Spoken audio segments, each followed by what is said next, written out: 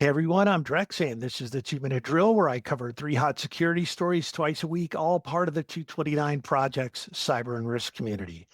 I try to keep the podcast mostly plain English and mostly non technical, so it's easy for everyone in the organization to consume, so that everyone can do their part to keep patients and families and the whole health system safe. Today's episode is brought to you by Google. Healthcare systems are lowering cost and boosting endpoint security with Chrome OS devices paired with Chrome Enterprise, a secure browser that's trusted by billions of users.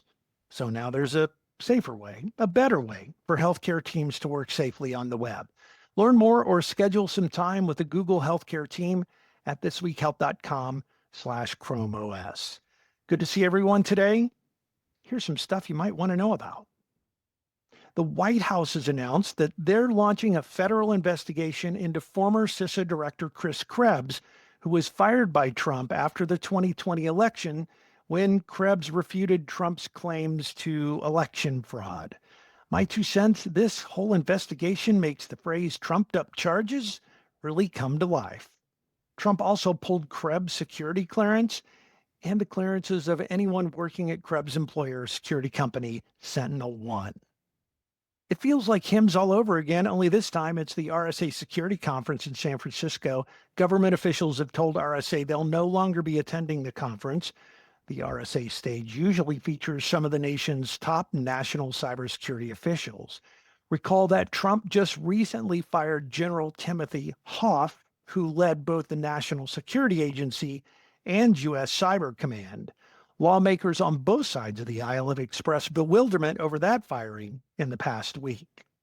And since I'm on a roll, it now appears that CISA is bracing for another significant personnel cut. As much as 40% of the agency could be eliminated in the coming days.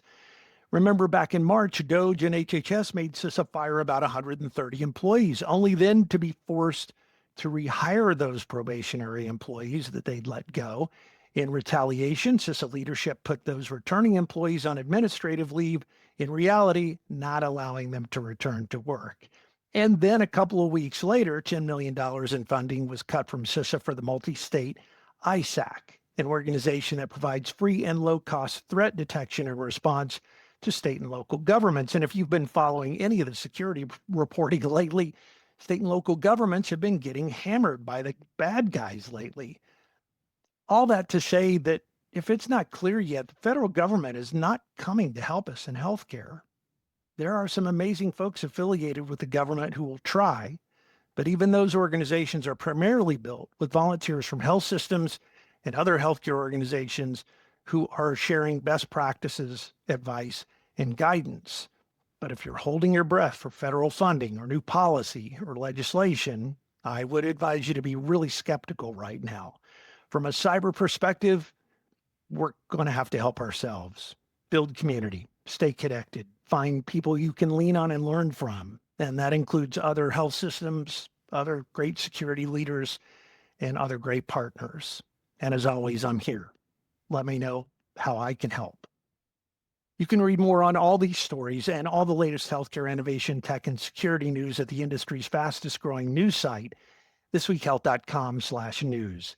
Today's episode is brought to you by Google. You can keep patients safe and reduce the burden for IT operations staff and create a better clinician experience, all with one platform, Google Chrome OS with Chrome Enterprise. Find out how by scheduling a chat today. Go to thisweekhealth.com/Chrome OS.